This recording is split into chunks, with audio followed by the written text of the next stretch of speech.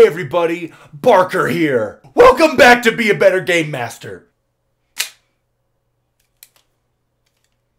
Nope.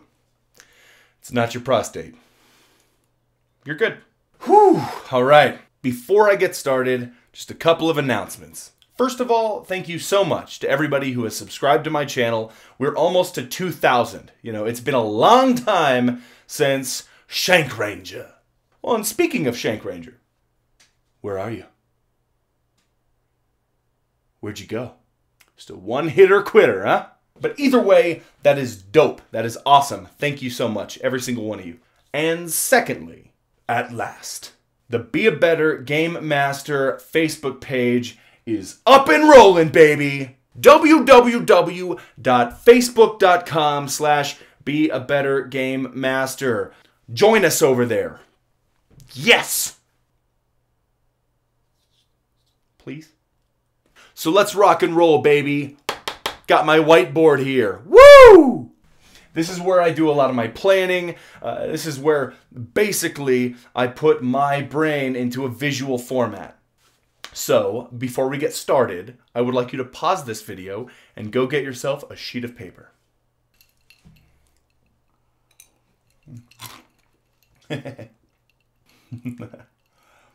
No, just wait.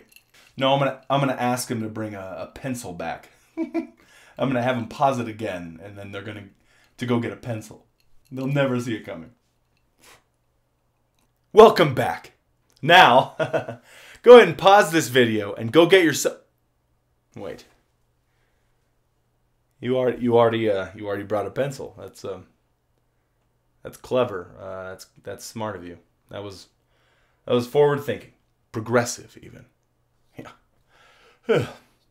You shut up, imaginary guy that I talk to in front of the camera. This guy. All right, so let's get started.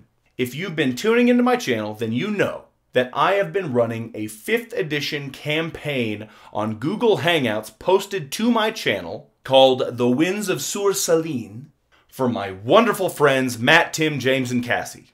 This video is going to showcase some of my preparation that goes into making the next session of the game. That way you can see me prepare for the game and then watch the game itself. If that interests you, obviously. Which it should. So, if you have not seen The Winds of Sur Salin, episode 1 and 2, check them out, man. I think you'll get a kick out of them. And I think you'll enjoy this a little bit more if you watch the episodes first. But, I ain't gonna stop you. I'm cool like that, you know? Like Diggable Planets. So, without further ado, let's rock and roll.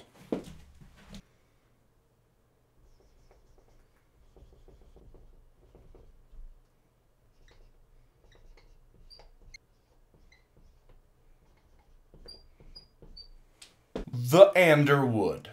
Now, I'm not talking about the main man, you know, your bro over at Wood WWAD on YouTube, who you should check out because he's dope. I'm actually talking about the forest in my world of Ankea. Okay, that was the sound of the dry erase board. I was not farting. Now, it's no coincidence that it's named this. When I first logged into YouTube to search for advice on how to be a better game master, one of the first channels that I saw belonged to Andrew Wood, your main man. And I could easily argue that he is one of the biggest reasons I have my own channel today. He's just that inspirational, and this is in homage to him. So go check out his channel after this video. But continuing on down the road, this particular preparation video is about how I personally go about creating a mood for my players to kind of sink into and immerse themselves into my world. It works really well for me, and I think it's going to work really well for you, so let's check it out. So you've got your paper ready, you've got your pencil ready, you've got your Mountain Dew ready, or your Di Serono on the rocks. It doesn't matter. Let's rock and roll. Let's do this. Bam! Oops. I dropped the cap. That's why I shouldn't chew on the end of the markers. Oh gosh. So the first thing I want to do is think about this place that I want to create a mood for. And I want to ask myself, how do I want my players, not their characters, the players, to feel when they're in this place, the Underwood? So the first thing you're going to do is you're going to put a place name, a name of a location, a city, a forest, any location inside your world. You're going to put the name of it on the top of your sheet of paper. Now, obviously, you're not going to put the Underwood, so go ahead and put your own location on top. No worries. The next thing we're going to do is we're going to come up with 3 different feelings, emotions, that we want our players to feel. Again, players, not characters. We want our players to feel this while their characters are in this place. So the first thing I've come up with is the word dark. I would like this forest to be dark. So what I've done is I've written the word dark here and I've drawn an arrow down to it. I love this sort of spiderweb chart, so just stick with me, you won't regret it. Now when I say dark, I don't mean evil or dangerous. I mean like without light. Okay, second word. Well, strangely enough, it's dangerous. Huh.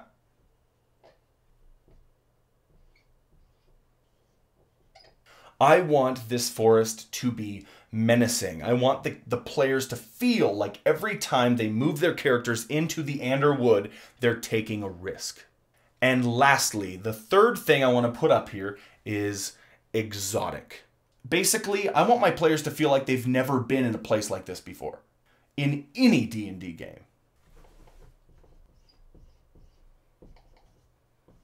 So there you have it. You've got your 3 words written on your sheet of paper to describe how a location should feel to your players when their characters enter it.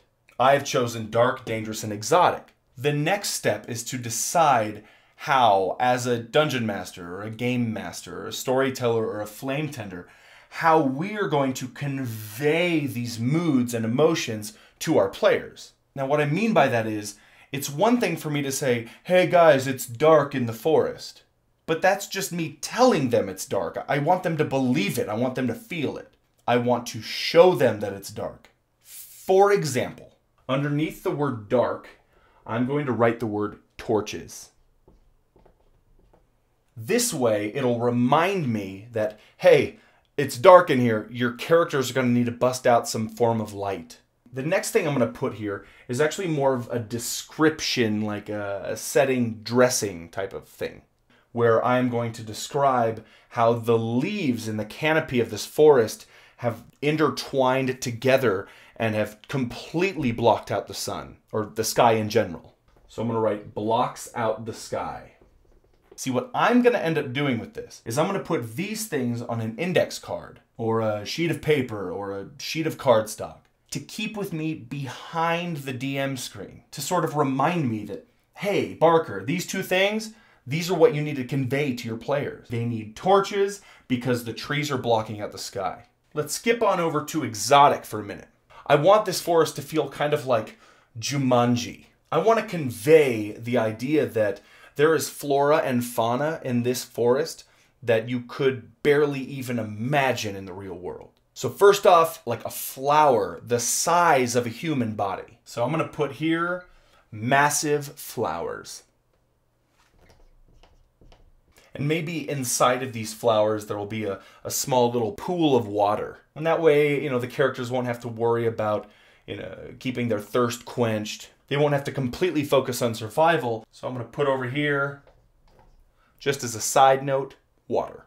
Now the forest might be beautiful when lit by torches or magical light, but I still want it to be dangerous. I want my players to think twice every time they go into this forest. So going back over here, massive flowers with water in them. I also want some flora that will shoot darts. Now what I'm probably going to end up doing is reskinning a trap from the Dungeon Master's Guide, the poison dart trap, and turning it into a trap that's more natural, like a flower. So maybe instead of an investigation check to discover it, it'll take like a nature check.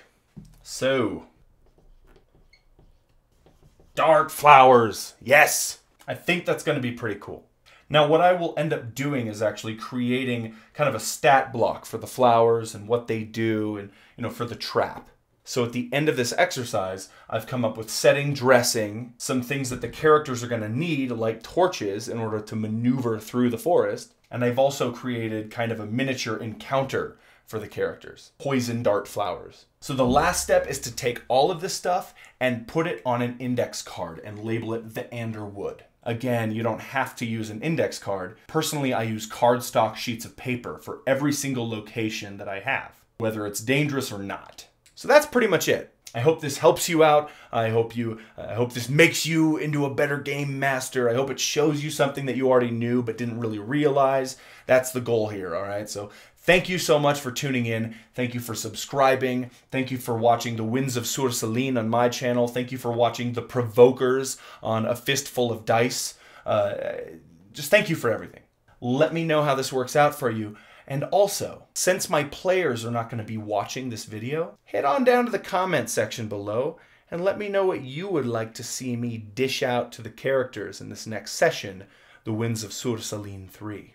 Honestly, if I see something that I like a lot for a plot point or an encounter or something, I'm going to take it and I'm going to use it in the next session, and I'll give you credit after the game during the question and answer period. Again, thank you very much. Hope this helped you out. Godspeed. Double tap. Peace. Wah! Bye-bye. Gotta press close. What? What?